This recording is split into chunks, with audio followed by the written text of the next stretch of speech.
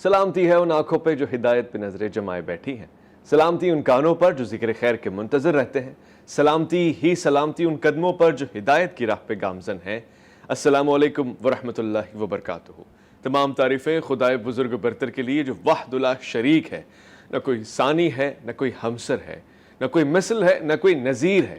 درود لا محدود محبوب رب الودود، راحت العاشقین مراد المشتاقین حضرت محمد مصطفیٰ، آپ کی آل پاک، آپ کے جانثار انصار اور اصحاب پر۔ جانمن آپ دیکھ رہے ہیں الف لام میم، میں آپ کا میزبان محمد اویس ربانی تہہ دل سے آپ کو کہتا ہوں خوش آمدید جمعرات۔ اس میں آپ کی مراد یعنی آپ کے سوالات اور پھر ہمارے جوابات یعنی علماء کرام کی نشست اور ان کے ساتھ دین کے معاملات میں سیکھ۔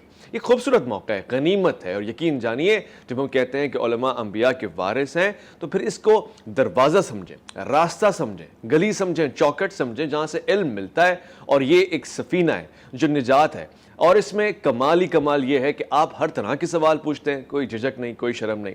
میں آج اس عنوان سے گفتگو کا آغاز کرنا چاہتا ہوں کہ عید الاضحیٰ قریب ہے۔ ہم اس کو بڑی عید بھی کہتے ہیں، بڑی عید اس لحاظ سے کہ اس میں بڑی قربانیاں بھی ہوتی ہیں۔ سب سے بڑی قربانی تو ذات کی قربانی ہے، مگر وہ شے جو آپ کی ذات سے جڑ جائے، جس میں آپ کا مال شامل ہو جائے، آپ کی محبت شامل ہو جائے، وہ بھی کوئی کم قربانی تو نہیں ہے۔ لہٰذا آج آپ اس حوالے سے بھی مسائل پوچھ سکتے ہیں، اور آپ جس حوالے سے چاہیں مسائل پوچھ سکتے ہیں۔ ہم خوش آمدید کرنا چاہتے ہیں آج کے مہمان جو علماء کرام ہیں، اور جن سے ہم نصیحت سیکھیں گے، علم سیکھیں گے، حکمت سیکھیں گے، اور فقہی اور شرعی مسائل کے حوالے سے سوالات بھی کریں گے۔ میں خوش آمدید کرنا چاہتا ہوں، اس سے پہلے بھی کئی پروگرام میں آپ تشریف لا چکے ہیں، ہمارے لیے باعث رحمت ہے، شفقت ہے اور باعث عزت ہے۔ جامعہ بنوریہ عالمیہ سے بھی آپ کا تعلق ہے، لیکچر بھی دیتے ہیں، پڑھاتے بھی ہیں، اور حکمت کے مسائل بھی بیان فرماتے ہیں۔ میں خوش آمدید کرنا چاہتا ہوں ہمارے درمیان موجود مفتی طاہر عباسی۔ السلام علیکم ورحمۃ اللہ۔ وعلیکم السلام ورحمۃ اللہ وبرکاتہ۔ میں آج کے دوسرے مہمان کو بھی خوش آمدید کرنا چاہتا ہوں۔ اس سے قبل کہ میں آپ کو ان کا تعارف کراؤں، اس سے میرے لیے اعزاز کی بات ہے کہ پہلی مرتبہ الف لام میم میں تشریف لے کر آئے ہیں، اور آپ کا بڑا گہرا تعلق ہے علمیات سے، فقہ سے، شرعی مسائل سے۔ میں خوش آمدید کرنا چاہتا ہوں علامہ شیخ وسیم۔ السلام علیکم ورحمۃ اللہ وبرکاتہ۔ السلام علیکم۔ کیسے مزاج ہے؟ الحمدللہ۔ میرا نام غلام محمد سلیم ہے۔ اچھا، میرے پاس سلیم، معذرت خواہ اس کے لیے، غلام محمد سلیم۔ جی شیخ سلیم۔ اچھا، غلام محمد سلیم یہ نام ہوگا، اس میں ذرا درستگی ہوگی۔ البتہ یہ کہ آپ کی موجودگی سے بھرپور استفادہ بھی کروں گا اور آپ کو خوش آمدید کہنا چاہتا ہوں۔ میں مفتی صاحب سب سے پہلے سوال کا آغاز اس طرح سے کرتا ہوں کہ قربانی کے لیے ہم نے ایک پروگرام بھی باقاعدہ کی ہے کہ کون کون سے جانور ہوں، کیسے ہوں، مگر وہ ہم اکثر دیکھا گیا ہے کہ پرانے اوزار جو کہ سال میں ایک دفعہ استعمال ہوتے ہیں، ان پہ ہلکی پھلکی دھار لگتی ہے، بعض اوقات دھار لگانے والا بھی صحیح دھار نہیں لگاتا، تو ذبح کے ٹائم ذبیحہ کو تکلیف ہو رہی ہوتی ہے، اس میں کوئی گناہ، ممانعت؟ بسم اللہ الرحمن الرحیم، الحمد للہ رب العالمین، والصلاة والسلام علی سید المرسلین امام الانبیاء والمتقین، وعلی آلہ واصحابہ الطیبین الطاہرین، وعلی من تبعہم بإحسان الی یوم المعاد والمدار والدین۔ ویس بھائی، آپ کا سوال کہ قربانی سے متعلق جو آلات استعمال ہوتے ہیں، اس میں بہت ہی تاکید کے ساتھ احادیث مبارکہ میں یہ بات ملتی ہے کہ جانور کو کم سے کم تکلیف ہو، جی، اور خوبصورت انداز میں ذبح ہو، جی، اور کسی بھی معاملے کی خوبصورتی یہ ہوتی ہے کہ اس کو پورے اہتمام کے ساتھ کیا جائے، جو اس کے تمام پیرامیٹرز ہیں ان کو پورا کیا جائے، اور ذبح کا دار و مدار قربانی کی ذبح کرنے والی اس چھری پر ہوتا ہے جس کی تیزی معاملے کو خوبصورت بنا دیتی ہے، بہتر بنا دیتی ہے، اور اس کی کجاوٹ یا اس چھری کا خراب ہونا، زنگ آلود ہونا، وہ نظر بھی آ رہا ہوتا ہے کہ جانور کو تکلیف دی جا رہی ہے، اور وہ اس کو دبا رہے ہوتے ہیں۔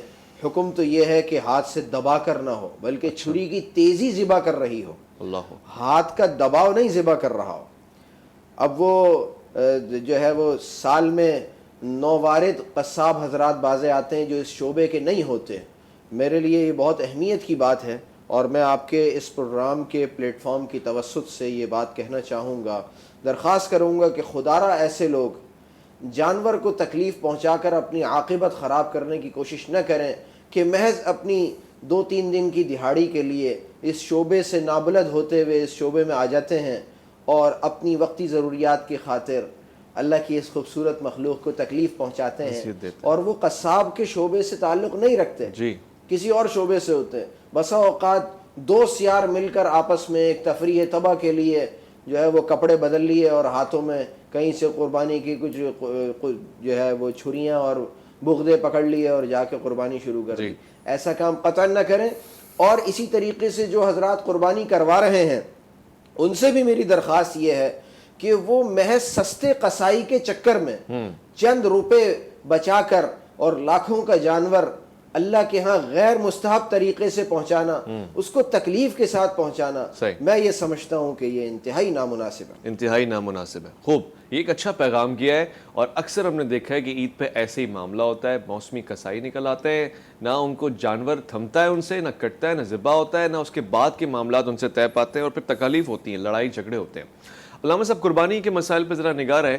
یہ بھی سمجھنا چاہتا ہوں کہ جانور کو اکثر دیکھا گیا, جیسے ابھی بارشیں ہوئی ہیں کراچی میں شدید, بجلی کے کھمبے سے باندھ دیا گیا, اور ایسی صورتحال میں اس کو کرنٹ لگ رہا ہے, یعنی عید سے پہلے ہی اس کے لیے ایک شدید صدمے کا ماحول بنا دیا جاتا ہے.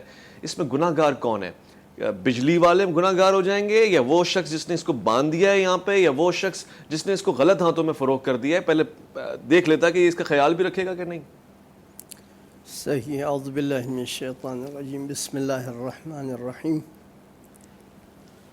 الحمد للہ والصلاة علی اہلہا. آپ کے سوال کا جواب تھوڑا سا ہٹ کے عرض کروں گا. جی. دیکھو, جو لوگ جانور قربانی کے لیے خریدتے ہیں سب کچھ مقصر وہی ہے. اچھا.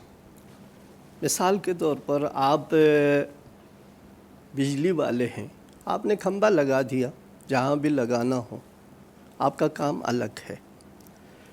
میں جانور بیچتا ہوں, میرا کام ہے جانور بیچنا, اس میں گڑبڑ نہ کرے, میں زیادہ پیسہ نہ مانگے, لوگوں کو مت ستائیں, معقول قیمت پر دے دیں.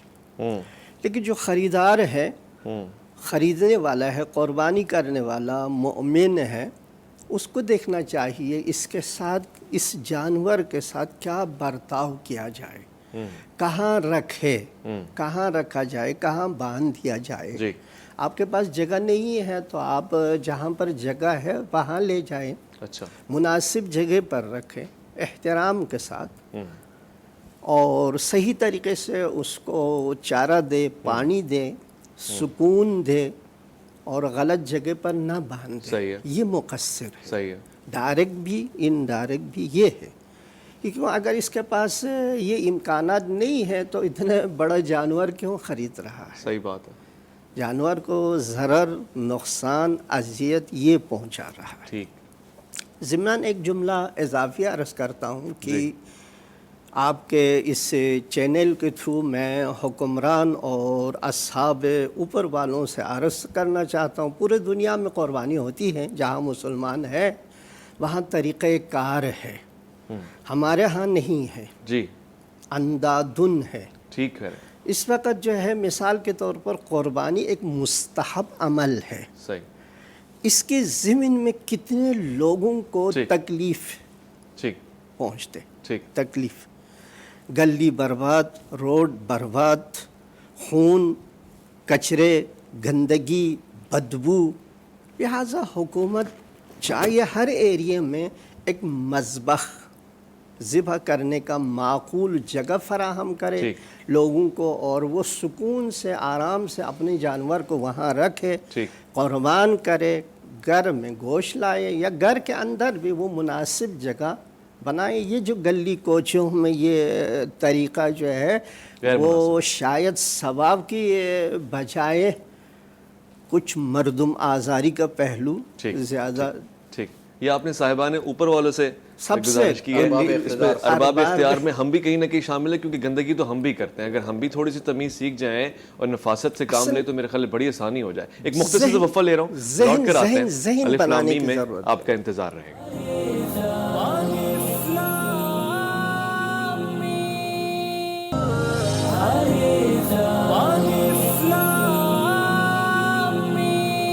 خوش آمدید علامہ شیخ سلیم صاحب تشریف فرمائیں، مفتی طاہر عباسی صاحب تشریف فرمائیں. آپ بھی ہیں، توجہات آپ کی ساری سوالات کے اوپر ہوں گی اور آپ کی لائیو کالز بھی آ رہی ہیں. میں شروع میں اس لیے نہیں لے سکا کیونکہ وہ جو بنیادی طور سے مقدمہ ہے وہ پہلے بن جائے، کیونکہ ہم قربانی کو آسان سمجھتے ہیں اور ہم سمجھتے ہیں کہ صرف مال کی قربانی ہے اور جتنا مال لگا دو بس اب وہ بینک اکاؤنٹ میں جمع ہو جائے گا. ایسا نہیں ہے. ہر چیز کے کچھ آداب ہوتے ہیں، کچھ تمدن، کچھ اخلاق ہوتا ہے اور وہ اسی چیز سے گزرتی ہوئی ہے، آگے پہنچتی ہے. میں آپ کو ایک بات بتاؤں کہ ایک تو ریاکاری کا عمل ہے. اس میں ہم نے کئی پروگرام بھی کیے ہیں کہ آپ لاکھوں کروڑوں کا جانور لا کے صرف دکھاوا کرتے ہیں اور آپ چاہتے ہیں کہ اس سے آپ کے کمرشل ایسپیکٹس میں بینیفٹ ایڈ ہو جائے. آپ اگر کسی انسٹیٹیوٹ کے مالک ہیں تو لوگ اس انسٹیٹیوٹ کے آس پاس آئیں، کھڑے ہو جائیں، مگر اس کی ایک اور بڑا دنیاوی فائدہ بھی جس کو شریعت پسند کرتی. وہ کیا ہے وہ میں آپ کو ضرور بتاؤں گا، پوچھ کے آؤں گا اور ابھی اس پروگرام میں پوچھ کے بتاؤں گا بھی آپ کو. ایک کالر ہمارے ساتھ ہیں کافی دیر سے منتظر، ان کو پہلے کال پہ لیتا ہوں. السلام علیکم ورحمۃ اللہ. وعلیکم السلام ورحمۃ اللہ وبرکاتہ. جی خوش آمدید کہوں گا. کون صاحب کہاں سے؟ جی آپ حافظ عبد الرحمان بھاولپور سے. جی حافظ صاحب کیا فرمائیں گے، کیا سوال پوچھیں گے آج الف امی میں؟ ابھی میرا بیٹا جو ہے پنجاب میں اس کی پہلی پوزیشن ہے ناپ میں، ماشاء اللہ. کیونکہ وہ اس کی فرسٹ پوزیشن ہے یا فرسٹ پوزیشن ہے، وہ آپ کے چینل میں کس طرح ناپ کر سکتے ہیں؟ بس وہ چینل پہ نعت نہ بھی پڑھے تو نعت جن کے لیے پڑھ رہا ہے وہاں تک پہنچ رہی ہے. البتہ یہ کہ اگر ان کی اچھی آواز ہے الحمدللہ رب العالمین کہہ کے واٹس ایپ نمبر ہمارا چل رہا ہے، اس پہ آپ ان کی ویڈیو بھیج دیں تو ہم اپنے پروگرامز میں ان کو شریک رکھیں گے اور ان کے لیے دعا بھی کریں گے. شکریہ. مفتی صاحب اب قربانی کے مسائل پہ بات ہو رہی ہے اور ہم نے یہ بھی طے کر لیا کہ جو آلات ہیں، جو اوزار ہیں، وہ سارے اچھے مناسب ہونے چاہیے. یہ کس حد تک صحیح ہے کہ جب جانور ذبح کر رہے ہوں تو اس کو قبلہ رخ کرنا چاہیے؟ میں نے یہ اکثر دیکھا ہے، معذرت کے ساتھ تکلیف دہ عمل ہے کہ اس وقت جب جانور کے پاؤں باندھے ہوتے ہیں اس کو زمین پہ گھسیٹ رہے ہوتے ہیں، کھال رگڑ رہی ہوتی ہے صرف اس لیے کہ وہ قبلہ رخ ہو جائے. بات یہ ہے کہ جانور کو ذبح کرنے کی وہ شرائط کہ جن شرائط کے پورا نہ ہونے پر وہ جانور حرام ہو جاتا ہے، جی قبلہ رخ منہ کرنا ان میں نہیں ہے. اللہ اکبر. ایک بات صحیح جو اصولی ہے. اور دوسری بات یہ ہے کہ حضور صلی اللہ علیہ وسلم کے سامنے امت کے جملہ احوال رکھ دیے گئے تھے تو ہم جیسے نالائقین کے یہ کرتوت بھی دکھا دیے گئے ہوں گے. تو احادیث مبارکہ میں واضح الفاظ میں آتا ہے کہ جانور کی پچھلی ٹانگوں سے پکڑ کے اس کو کھینچنے سے منع فرمایا. لہٰذا یہ انتہائی تکلیف دہ عمل ہوتا ہے اور یہ بھی مکروہات میں سے ہے کیونکہ بالکل نامناسب اور ناجائز عمل. صحیح، ٹھیک ہے، واضح ہو گیا. اب کوئی بھی آدمی ایسا عمل کر رہا ہے تو اس میں اپنی قربانی خراب کر رہا ہے، میں یہ کہہ سکتا ہوں؟ بالکل. اگر جو کہ شریعت کے خوبصورتی کے معیار ہیں جی اور کسی عمل کے آداب ہیں ٹھیک، ان کو بروئے کار نہیں لا رہا تو ایسی صورت میں اس کے اجر میں کمی ہو رہی ہے. ٹھیک ہے. اور وہ پیسے خرچ کر کے نیکی برباد گناہ لازم والی بات کر رہا ہے. لہٰذا جیسا کہ ابھی ہماری بات بھی چل رہی تھی دوران وقفہ، تو اس طرح کا ایک جان کی صرف مال کی قربانی نہیں ہے بلکہ مال کے ساتھ جو ہے جان کی اور وقت کی اور تمام چیزوں کی قربانی ہے اور ایک خوبصورت عمل ہے، اونچا عمل ہے. اس کے اونچے آداب ہیں، ان کی پاسداری رکھتے ہوئے ان کو ملحوظ خاطر رکھے. کیوں سب کچھ کیا دھرا دودھ کے ڈول میں مینگنی کے مترادف ذرا سے کسی عمل سے سب کچھ ضائع کر دیتا ہے. صحیح کہہ رہے ہیں، صحیح ایسا نہیں کرنا چاہیے. اور میں یہ بھی کہنا چاہوں گا کہ ہم یہ سمجھتے ہیں کہ حج کیا پیسوں سے کیا، روزہ رکھا، صبح سحری کی شام کو افطاری کر لی، یا شادی کی محض اچھے کپڑے پہن لیے نکاح کر لیا. ایسا نہیں ہے. شریعت کا ہر عمل یہ چاہتا ہے کہ اس کے کرنے سے پہلے حضرات علماء کرام جو امت کے رہنما ہیں ان سے اس عمل کے آداب کو ہم باقاعدہ طور پہ سیکھیں اور سیکھ کر اس عمل کو وجود میں لائیں. بغیر سیکھے محض پیسے خرچ کر کے حج کر کے آ گئے یا محض روزہ رکھ لیا، محض شادی کر لی، ایسی صورت میں پھر یہی ہوتا ہے کہ اس جانور کو رگڑا جا رہا ہوتا ہے اور آخری وقت کے اندر ایک کن دھار چھری سے اس کو رگڑ کے ذبح کیا جا رہا ہوتا ہے. آدمی یہ سمجھ رہا ہوتا ہے کہ میں نے بہت اعلیٰ کام کیا، لیکن وہاں اس کے آداب میں اس قدر کمی آ رہی ہوتی ہے کہ نیکی اللہ ہی قبول کرنے والا ہے، ورنہ محاورے میں تو برباد گناہ لازم آ رہا. اللہ اکبر. شیخ سلیم صاحب ایک سوال کے جواب میں آپ سے پوچھنا چاہتا ہوں. اکثر اوقات یہ ہوتا ہے کہ دوست احباب پڑوسی مل کے جانور لاتے ہیں یا اس سے علاوہ بھی انہی دنوں میں جب جانور آتا ہے ساتھ باندھ دیا جاتا ہے. وہ جو چارہ ہوتا ہے وہ مکس ہو جاتا ہے, کبھی کسی کا چارہ کسی کو کھلا دیا, یا دانستہ غیر دانستہ طور سے آپ کسی اور کا رزق کسی اور جانور کو پہنچا دیتے ہیں. اس میں قربانی کو کوئی فرق پڑتا ہے, گناہ ملتا ہے اس کا؟ صحیح بات ہے. اصل میں اگر میں کہ سادہ کر دیتا ہوں, یہ راضی ہے آپس میں ان کا چارہ دوسرے کے جانور کھائیں, پھر تو کوئی مسئلہ نہیں. مسئلہ نہیں ہے. اما اگر راضی نہیں ہے تو حرام ہے, حرام ہے. ضامن ہے. ٹھیک. حرام بھی ہے یعنی گناہ. ٹھیک. ضامن اس کا جو چارے کا جو قیمت ہے وہ ادا کرنا پڑے گا. اچھا. وہ ادا کر, چونکہ اس کا مال ہے, ٹھیک ہے. اس نے پیسے دے کر لایا ہے. ٹھیک ہے. لہٰذا گناہ کے علاوہ ضامن بھی ہے. مثال کے طور پر آپ راضی نہیں ہیں میں آپ کے مال اٹھا لوں, اگر میں نے اٹھا لیا تو گناہ بھی ہے, ضامن بھی ہے, یا وہی چیز لوٹا دے یا اس کی قیمت ادا کرے. ٹھیک, بہت اچھے بہت اچھے. موضوع بہت خاص چل رہا ہے, سوالات بھی بہت خاص آ رہے ہیں. واٹس ایپ پہ ایک سوال آیا اور وہ پوچھنے سے تعلق رکھتا ہے. فرمایا گیا کہ داڑھی کو خصاب لگانے کا حکم ہے, سنت ہے, مستحب ہے, رنگ کون سا لگایا جائے, کیا یہ مناسب ہے, اور اگر نہ لگایا جائے تو کوئی گناہ تو نہیں ہے؟ مجھ سے ہے یہ مستحب عمل ہے. ٹھیک. بہتر ہے خضاب وہ مہندی یا کالے والے کر دے, مستحب عمل ہے, بہتر ہے. بہتر ہے. نہ کرے جیسے میرے جیسے لوگ ہیں وہ وائڈ ہی رکھنا چاہتے ہیں, یعنی ایک طبیعی بال ہے, اللہ نے مجھے اس عمر میں لایا ہے, اس شکل میں لایا ہے, اس کو باقی رکھنا چاہتا ہے تو کوئی مسئلہ نہیں, لیکن بہتر ہے. بہتر کا لفظ وہ بعض اوقات کہتے ہیں حضرت علی کرم اللہ وجہہ کا حکم بھی ہے اپنے چاہنے والوں کو کہ لگاؤ لگاؤ, اس میں ایسا ہی ہے, حکم ہے یا نہیں کہنا یہ جائز ہے؟ اصل میں اخلاقی تاکید ہے. اچھا, اخلاقی تاکید ہے. ٹھیک ٹھیک ہے. ایک لائیو کالر بھی ہمارے ساتھ جڑے ہوئے ہیں. السلام علیکم ورحمۃ اللہ وبرکاتہ. السلام علیکم. جی وعلیکم السلام, کیا حال ہے؟ الحمدللہ. کون صاحب آپ کہاں سے کیا فرمائیں گے؟ میں ہاشم بول رہا ہوں پنڈی سے. جی ہاشم. اور میرا ایک سوال یہ ہے دونوں علماء سے جی کہ میری مسز جب میری شادی ہوئی تو میری ساس نے مجھے یہ بتایا کہ ہمارے ہسبینڈ نے دوسری شادی کر لی اور ہمیں چھوڑ کے چلے گئے. بعد میں پتہ چلا کہ وہ جن سے شادی کی ہے تو وہ خاتون مرزئی ہیں اور ان کے بچے بھی مرزئی ہیں جو ان سے پیدا ہوئے. تو پہلی چیز تو میں پوچھنا چاہ رہا ہوں کہ ایک مرزئی عورت سے شادی تو ہو ہی نہیں سکتی کیونکہ نہ وہ رسول پاک کو مانتے ہیں نہ قرآن کو مانتے ہیں.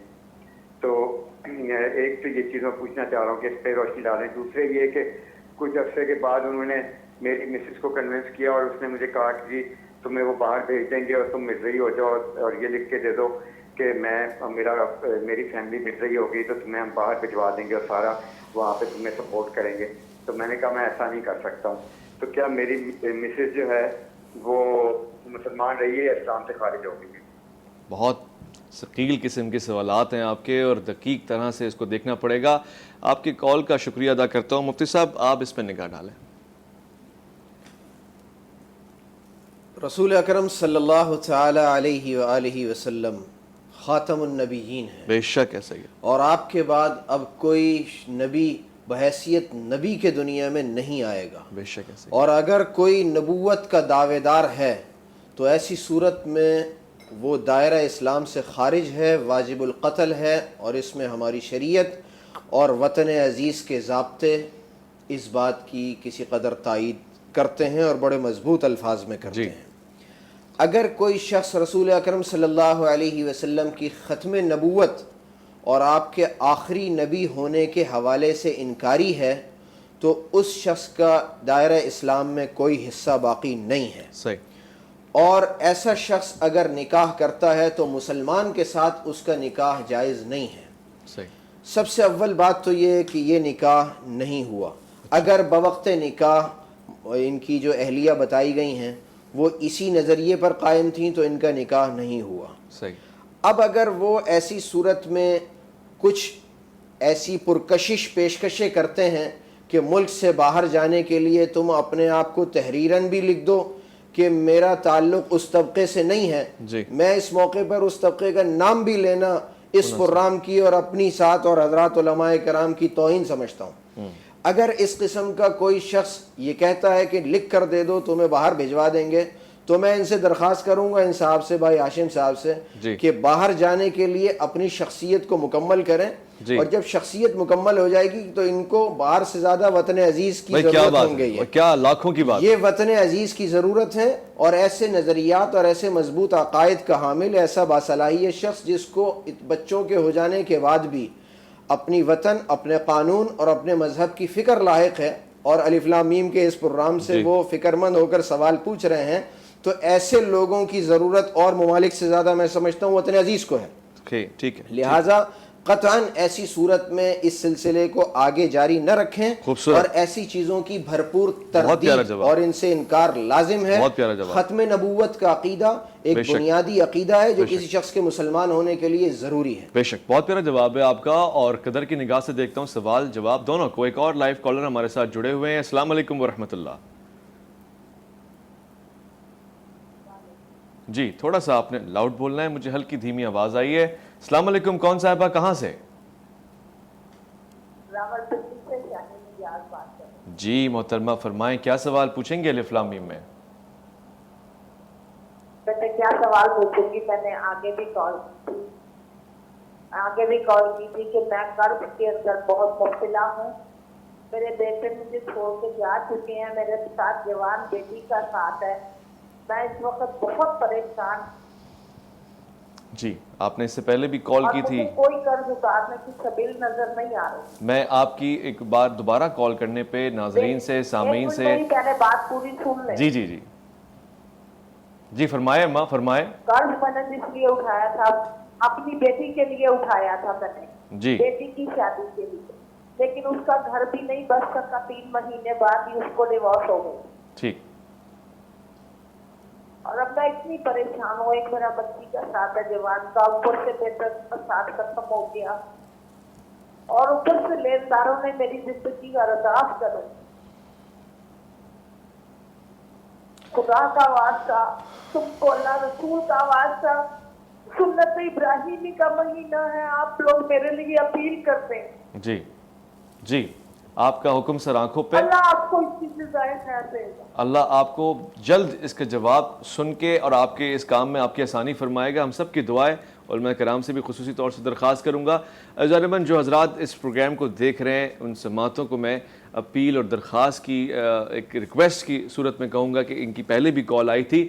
ہم نادار لوگ ہیں، شاید اتنی کوئی ہیلپ نہ کر سکے، مگر آپ لوگ اور آپ میں سے بہت سارے ایسے افراد ہیں جو اس قربانی میں اس طرح سے بھی اپنا حصہ ڈالنا چاہتے ہیں، اللہ کی رضا کو چاہتے ہیں کہ حاصل ہو جائے، اس کا قرب حاصل ہو جائے. تو آپ ان کا نمبر لے کے رابطہ کر کے یہ معاملہ آسان کر سکتے ہیں. بڑی دعائیں لگیں گی آپ کو، بڑی دعائیں لگیں گی، اور اس کا بڑا اجر بھی ہے. میں ایک اور کالر کی طرف بڑھتا ہوں. السلام علیکم ورحمۃ اللہ وبرکاتہ. جی السلام علیکم. السلام علیکم. علیکم السلام ورحمۃ اللہ. کون صاحب کہاں سے؟ محمد الیاس جی، رالپنڈی سے. جی فرمائیں الیاس بھائی، کیسے مزاج؟ مہربانی سر، اللہ تعالیٰ آپ کو سلامت رکھے. میں ایک جانور ہے قربانی، اس میں 7 حصے ہو جاتے ہیں نا جی، تو ہم چاہتے ہیں کہ اس کو 3 حصوں میں کر سکتے ہیں ایک جانور کو. ٹھیک ہے، بہت اچھا سوال آپ کا. میں یہ سوال جواب کے طور پہ لے لیتا ہوں. علامہ صاحب فرما رہے ہیں کہ 7 حصے جس جانور میں ہو جاتے ہیں تو اس میں 3 حصے کر سکتے ہیں؟ کر سکتے ہیں، بہتر ہے. بہتر یہی ہے کہ 3 حصے بہتر ہے. اچھا، وہ حصوں سے مراد کیا ہوتا ہے؟ گوشت کا وزن کرنا ہے یا کوئی خاص؟ نہیں وزن نہیں ہے. ایک حصہ اپنے لیے رکھے، ایک حصہ رشتہ داروں کو، ایک حصہ یعنی فقراء کو دے دیں. اسی میں سے تھوڑا تھوڑا دے دیں. حصے میں اگر برابر بہتر ہے. اچھا، برابر ہو جائے بہتر ہے. خود کم رکھے اور بہتر ہے. لیکن کبھی تھوڑا بہت جو ہے آگے پیچھے جاتا ہے، وہ اتنا مشکل نہیں ہے. کوئی مشکل کام نہیں ہے اس میں. ٹھیک ہے. اچھا، اس میں کوئی انتخاب کا عمل کا تو مسئلہ نہیں ہے کہ اچھا والا گوشت جو آپ کو اچھا لگتا ہے وہ آپ نے رکھ لیا؟ دیکھو، لن تنالوا البر حتی تنفقوا مما تحبون. یہاں اصل مسئلہ یہ ہے، انسان ہر صورت میں اپنے رب اللہ کی خوشنودی حاصل کرنا چاہتا ہے. اللہ کی خوشنودی حاصل کرے، اجر زیادہ ہو، درجات اخروی زیادہ بلندتر ہو، جی، اور قبر وغیرہ آسان ہو جائے، جی عالم برزخ آسان ہو جائے، اس لیے بہتر ہے کہ بہتر دوسروں کو دے دیں۔ خوبصورت، احسن ہاں احسن۔ بہتر، میں بہتر کا لفظ استعمال کر رہا ہوں میں ایک زیادہ مختصر ثواب وقفہ لے لوں، لوٹ کر آتے ہیں، الف لام میم میں آپ کا انتظار رہے ہیں۔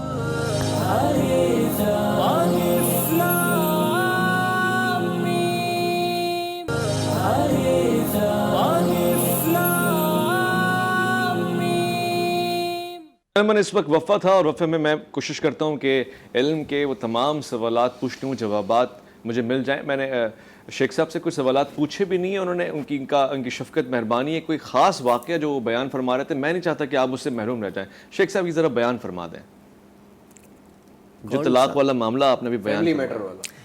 اچھا، فیملی میٹر میں جو ہمارے دفتر مرکز استفتاءات انچلی میں جو آتا ہے وہ مختلف ہے۔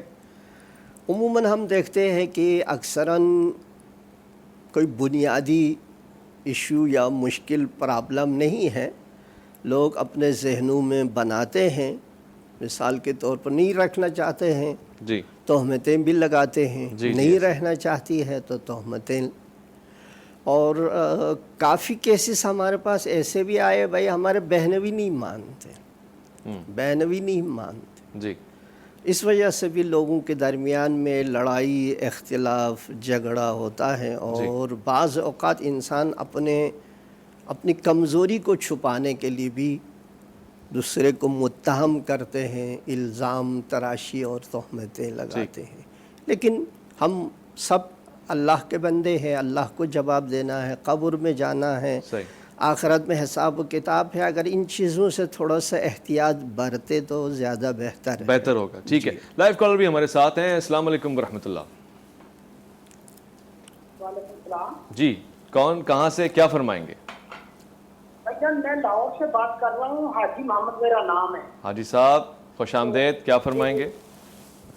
اور میں صرف یہ حکم فرماؤں گا، یہ عرض کروں گا کہ میں معافی کے ساتھ یہ پوچھنا چاہتا ہوں کہ مجھ سے غلطی ہو گئی ہے، میں نے نا عمران خان کو ووٹ دیا ہے، تو اب میں غلطی کے لیے کیا کروں جو جس سے جان بھی چھوٹ جائے اور ہماری اس حکمران سے، کیونکہ اس حکمران نے ہمارا جینا آرام کر دیا ہے، ہمارے گھروں میں جو ہے نا مہنگائی کے عالم میں روٹی بھی ختم ہو گئی ہے۔ دیکھیے تو یہ ہمیں بتا دیں، ایک منٹ آپ یہ بتا دیں کہ میں کیا پڑھوں کہ اس سے جان چھوٹ جائے۔ چلیں، میں نے اس لیے الف لام میم کے پروگرام کو، خاص طور سے جمعرات کو آپ جیسے پیارے بھائیوں کے لیے سجایا ہے کہ آپ فقہی اور شرعی سوال پوچھیں، دینی مسائل پوچھیں، مسائل پیدا نہ کریں۔ آپ بہتر سمجھتے ہیں جو آپ نے کیا ہے وہ آپ انشاءاللہ آپ نے گھبرانا نہیں ہے، بس یہ میرا جواب ہے۔ میں فقہی اور شرعی سوال کے اوپر آتا ہوں لوٹ کر دوبارہ سے۔ قربانی کے مسائل ہم بار بار ڈسکس کر رہے ہیں۔ آخری ایک موٹا سوال یہ بھی بنتا ہے، وہ جو قربانی کی کھال ہوتی ہے اس پہ بڑی لڑائی ہوتی ہے، اب الحمدللہ بہتر ہے کراچی میں، البتہ وہ بھی قربانی کا ہی جز ہوتی ہے، اس کا حصہ ہوتی ہے، اس کو صدقہ خیرات کرنا چاہیے یا خود بھی کسی کو تحفتاً وغیرہ دے سکتے ہیں؟ قربانی کی کھال کا حکم ہمارے ہاں یہ ہے کہ قربانی کی کھال کو فروخت نہ کیے جائے، یا تو اس کو استعمال کر لیا جائے یا اس کو کسی جگہ صدقہ کر دیا جائے، لیکن اگر اس کو بیچ دیا جاتا ہے تو اس کی رقم واجب التصدق ہے۔ لیکن اس میں ایک آج کا حل کے طور پر ایک اچھی تجویز سامنے آ رہی ہے، وہ میں آپ کو بتا دیتا ہوں۔ وہ یہ ہے کہ قربانی کی کھال کی قیمتیں حالیہ مارکیٹ کے اندر خصوصاً پاکستان میں گریجولی بہت نیچے آ چکی ہیں۔ تو اب اس میں ایک زمانے تک یہی تصور تھا کہ قربانی کی کھال کسی دینی راستے کے اندر کسی ادارے کو جو ہے فائدہ پہنچانے کے لیے دی جاتی تھیں، کسی رفاہی ادارے کو، تعلیمی ادارے کو دے دی جاتی تھیں۔ آج چونکہ اس رفاہی ادارے یا تعلیمی ادارے کو قربانی کی کھال سنبھالنا بھی ایک بہت بڑا مہنگا سودا ہے۔ جی 150 روپے کی، 200 روپے کی کھال کے پیچھے 500 روپے کے ایکسپینڈیچر اگر کھڑے ہو جاتے ہیں تو ایسی صورت میں وہ کسی خاطر فائدہ مند نہیں رہتی۔ تو قربانی کی کھال کو صحیح جگہ پر دے دیں، اور اس کی جو ایک اپروکسیمیٹلی فیگر آ رہی ہے، جو اس کی متوقع ایک تخمینے کی قیمت ہے، اس قیمت کو صدقہ کر دیں، کسی ادارے کو دے دیں، تاکہ وہ ایک ریت جو ہمارے شہر کی ہے یا ہمارے ملک کی ہے یا ہماری تہذیب کا حصہ ہے کہ قربانی کی کھال کو ہم کسی رفاہی راستے میں خرچ کریں گے تو وہ رفاہی اداروں کے لیے مفید اور معین بھی رہے۔ صحیح ہے۔ اگر کسی غلط جگہ پر غیر مستحق کو قربانی کی کھال چلی جاتی ہے، اچھا، جیسا کہ کراچی کے اندر ایک زمانے تک ایسا بہت ساری مثالوں کے ذریعے نظر آتا رہا یا سننے میں آتا رہا کہ آدمی یہ سمجھتا ہے کہ میری کھال کسی ایسی جگہ چلی گئی جہاں وہ خود دینا نہیں چاہتا، کسی بھی بنیاد پر چلی گئی، تو ایسی صورت میں جب وہ خود یہ سمجھتا ہو کہ غیر مستحق کو چلی گئی تو اتنی رقم کو صدقہ کرنا یہ لازم ہے۔ اچھا، وہ اس کو الگ سے اس کو رقم کو صدقہ کرنا پڑے گا؟ جان بچانے کے لیے، اپنی کھال بچانے کے لیے قربانی کی کھال دے دے، لیکن یہ ہے کہ اتنی رقم کو صدقہ کرنا یہ لازمی ہے۔ ٹھیک ہے، بہت بہت شکریہ مفتی طاہر عباسی صاحب آپ کا، بہت بہت شکریہ شیخ سلیم صاحب آپ کا، عزیزان من آپ کا بھی بہت بہت شکریہ۔ آج آپ نے بڑے چٹپٹے سوال بھی پوچھے اور یقینی طور سے آپ نے بھرپور فائدہ بھی اٹھایا الف لام میم کے پلیٹ فارم کا۔ بس میں ایک گزارش کے ساتھ آپ سے اجازت لوں گا، عید آ رہی ہے، عید پہ تیاری کریں، اور سب سے بڑی تیاری ہے جو دین کی تیاری ہوتی ہے، یہ عید بھی اسی کا حصہ ہے۔ عید آپ کو بے دین کرنے کے لیے نہیں ہے، نہ ہی آپ کو ریاکار بنانے کے لیے ہے، نہ ہی پھر آپ کو ایسا بنانے کے لیے آئی ہے جو آپ کو خدا سے دور کر دے، بلکہ خدا سے قربت کا ایک بہانہ ہے، ایک وسیلہ ہے، ایک راستہ ہے، اس کو ویسے ہی اپنائیے گا۔ اپنا بہت خیال رکھیے گا، اپنے سے بڑھ کے خیال رکھیے گا ملک پاکستان کا، اللہ کے فرمان کا۔ اللہ کی امان میں۔